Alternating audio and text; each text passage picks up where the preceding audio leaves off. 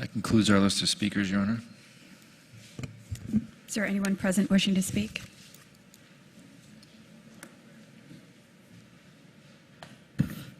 Thank you, Your Honor. For the record, my name is Richard Girard, and I live at 283 Orange Street. I personally think you should put this on the ballot. However, I think your language needs to be clear, because it's not. If the intent of this question is to remove the mayor from the school board, it ought to say that instead of saying the school board will elect a chairman from its members. It doesn't say that the mayor won't be a member anymore. If you want the voters to pass judgment on that, your question should say that. Similarly, it does not spell out that this will give the school board the authority not only to appropriate its own budget, but to send its own tax bill. This fiscal autonomy language that you have here, frankly, is mealy-mouthed, and it's designed, I think, to hide the reality of what you're trying to do, which is to give the school board the opportunity to raise its own budget and send its own tax bill. Currently, that resides here with this board, and it should, in my opinion, but I'm happy to have that debate with the voters. Again, your language should be clear. It is not.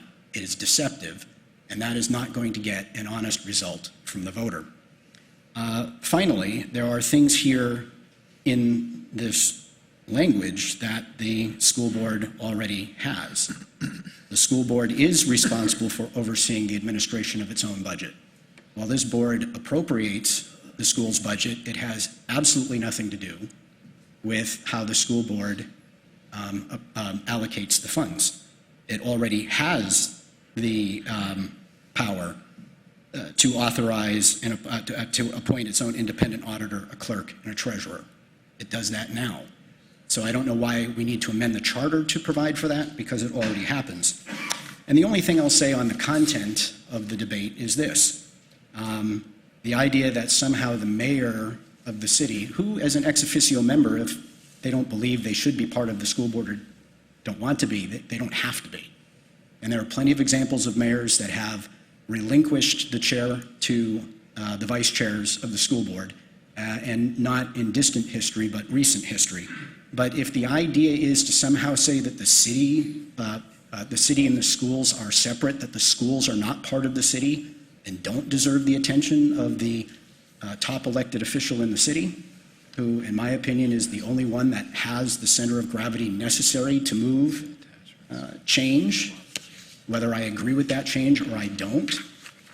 The mayor is the leader of our city. The schools are part of our city, and to remove the mayor from that board and to separate that board from the city to be its own entity, I think splits the city in a way that is not helpful.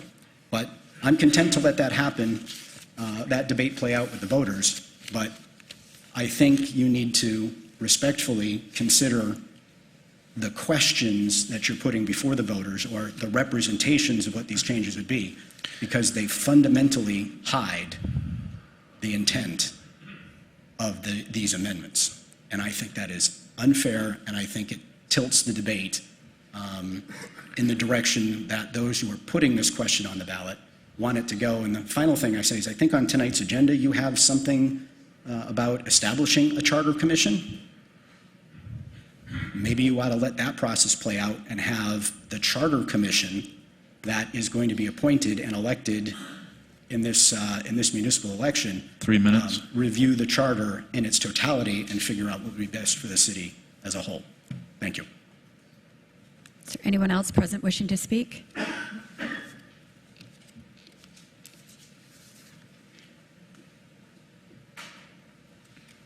Good evening, my name is Victoria Sullivan, and I reside at 1056 South Beach Street. I'm here to clarify what the result of this charter revision would mean for the people of Manchester. I have followed the legislation that Alderman Long sponsored, along with the hearings and votes. I know that the Attorney General felt that the Charter Commission did not fulfill their task based on the language found in RSA 49B15, and denied one of those charter amendments. I'm not sure where the language came from for this amendment, but it's worth questioning. I've spoken with several of the Charter Commission members who have expressed concerns that the checks and balances have been taken out of this amendment. The original wording had oversight from the Board of Mayor and Aldermen, In the event that the school board voted to override the tax cap, that provision is gone. They also expressed that many of their concerns regarding the authority of the school board to enter into financial contracts, including bonds, has not been addressed. Former Alderman Porter did an analysis based on increases proposed by some of the board members in upwards of $20 million increase in the school board budget. His estimates resulted in an increase between $1,000 and $2,500 in property taxes per household across the city. I haven't had the opportunity to confirm Alderman Porter's numbers, but even if half of that is true, that's unacceptable to our citizens. Our most vulnerable, our elderly, and those on fixed incomes cannot absorb that kind of increase. It will also push up rents, and that increase will be passed directly on to our tenants. It will force our elderly out of their homes. It will force blue-collar families out of our city and significantly increase the homeless issue. I ask that you receive and file this amendment for the sake of our citizens who are already going to see an increase in taxes with the current revaluations, and if the American Recovery Plan Act funds are allocated as you have designed them to be. If you pass this, please at least be honest about the intention. Removing the oversight from the alderman and giving the school district its own fiscal autonomy is basically allowing the district to write a blank check without any oversight to the taxpayers who are left to pay the bill. And I have one final comment. Although Manchester Proud is a community-based organization, they are not an elected board and they do not speak for the citizens. So when they come up, they should speak on their own behalf of individuals, not as the community. Thank you. Is there anyone else present wishing to speak? Please come forward.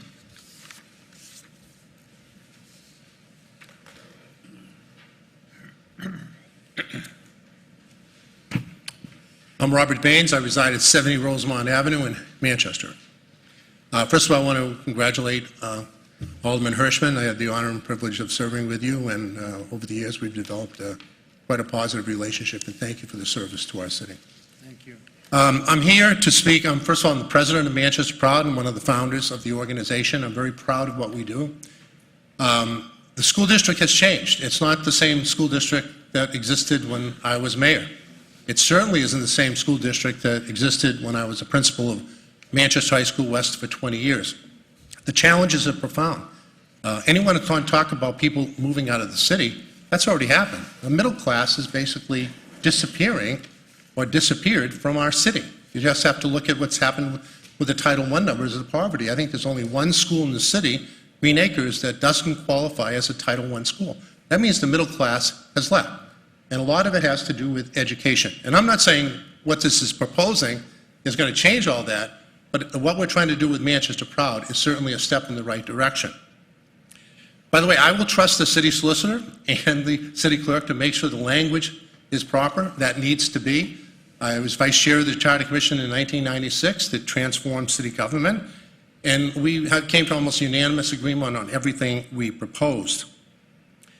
What I do agree on is, and I've changed my mind on this as years evolved, the mayor should no longer chair the school board, and former Alderman Girard is correct. Historically, mayors did not chair the school board. It was a phenomenon that developed when Bob Shaw became mayor. Mayors sometimes came to meetings but did not chair meetings and often didn't come to meetings. I served with Dick Stanton when he was mayor on the school board. He never came to a meeting. So there's a whole history there. Ray Wazorek, for 8 years, came to meetings but never chaired it. So the issue is, where is the mayor's time devoted to? And it should be devoted to the city. The city is so complex now, much more complex than the issues that I had to deal with when I was mayor. I think that's an idea whose time has come. In terms of elected officials, the same people elect school board members that elect aldermen, that elect mayor. And the school board has a better understanding because of the complexities of what's going on in the school district now. You do not have the time, the energy, maybe you have the energy, but you just don't have the time to delve into the complexity of what's happening in the school district right now. The challenges that teachers, administrators are facing. We have an excellent superintendent. We have an excellent school board that are making some tough decisions about cutting back on expenses and closing some schools. We can't live on nostalgia anymore. We need to look realistic at what's going on here. So I urge you to put it on the ballot. We should have a debate about it. That's what it's all about. You know, in the charter in 1996, there was a great debate and the citizens passed it after they listened to all of us and all the opinions that we had. The same thing will happen now. It'll be part of the mayoral debate. Great. And it'll be part of an effort of Manchester Proud to get it passed as well. 30 and I think you're seconds. going to see a lot of people in the business community get around this idea to give the responsibility to the school board to make the right decision. And I believe they'll be fiscally prudent in making those decisions. And they have to follow the tax cap. That didn't exist the last time this was discussed. The mayor presents a tax cap budget. The school board will now have to, develop their own tax cap budget, and they can only override it by the 10 votes. And that's not going to be easy. 3 minutes. That's a different change that's taking place. So I appreciate the deliberation. I urge you to put it on the ballot, and I look forward to voting for it in November. Thank you. Is there anyone else present wishing to speak? There being no one else present wishing to speak, is there a motion to take all comments under advisement, further receive and file any written documentation presented? Alderman Kavanagh, second by Alderman Long. All in favor? Aye. Opposed? The ayes have it. This being a special meeting, no further business can be presented. Is there a motion to adjourn? Alderman Shaw, second by Alderman Kavanagh. All in favor? Aye. Opposed? The ayes have it. I'd like to call the special meeting to order, and if the clerk would please call the roll.